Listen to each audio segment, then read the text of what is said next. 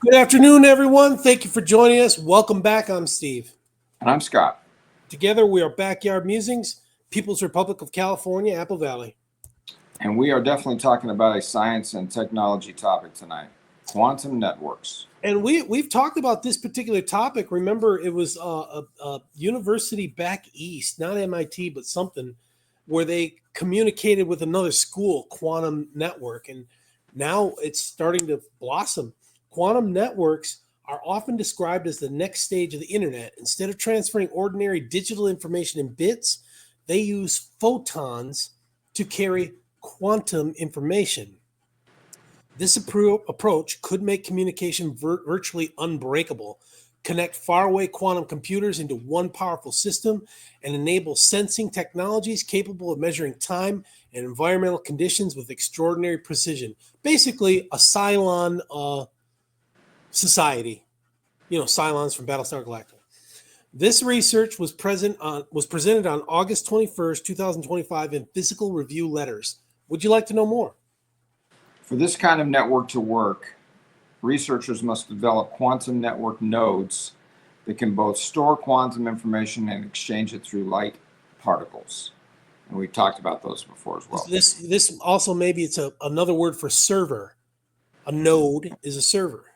Okay. In a recent breakthrough, a team led by Ben Lanyon at the Department of Experimental Physics, University of Innsbruck, demonstrated such a node by using a chain of 10 calcium ions inside a prototype quantum computer.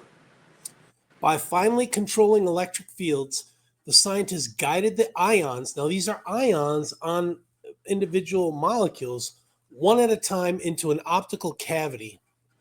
Inside the cavity, a carefully calibrated laser pulse caused each ion to emit a single photon. So now a photon is being taken off that ion, with the photon's polarization becoming entangled with the ion's quantum state. The process created a stream of photons, each tied to a different ion qubit in the register. In future, the photons could travel to distant nodes and be used to establish entangled between separate quantum devices. I guess this is way over my head again. The researchers achieved an average ion-photon entanglement fidelity of 92%, a level of precision that underscores the robustness of their method. Yeah, so if you recall when we talked about this, Scott, we were like, yeah, this would not work for maybe it might work for a facsimile, but like teleporting people, it would not work. 92%. Does that jog your memory, that conversation? Sure. Yeah. Quote, one of the key strengths of this technique is its scalability, says Ben Lanyon. Quote, while earlier experiments managed to link only 2 or 3 ion qubits to individual photons, the Innsbruck setup can be extended to much larger registers, potentially containing hundreds of ions and more. This paves the way for connecting entire quantum processors across laboratories or even continents. Our method is, this is a quote, our method is a step towards building larger and more complex quantum networks, says Marco Canteri, Yep. the first author of the study. Go on with a quote, it brings us closer to practical applications such as quantum secure communication, distributed quantum computing, and large-scale distributed quantum sensing. Just imagine if we could punch the moon with a laser and send communication to the moon at the speed of light. I mean, it would be almost instantaneous communication, no lag. Same with Mars. If we could get a straight shot with a laser to Mars, that would be amazing. Beyond networking, the technology could also advance optical atomic clocks, which keep time so precisely that they will lose less than a second over the age of the universe.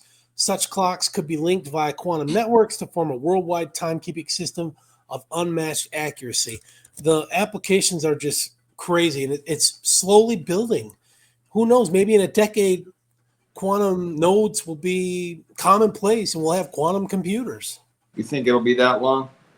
I don't know. I don't know. This kind of stuff seems to start slow, and then it turns into like a snowball just coming down a mountain. Just people get onto it. They see the the abilities that they have to make it better, and it just takes off. So Scientists working like Korean scientists of technology, they build on something, and another Innsbruck, they build on something, and MIT builds on something, and it just gets bigger, and different elements come together to just bring it all together.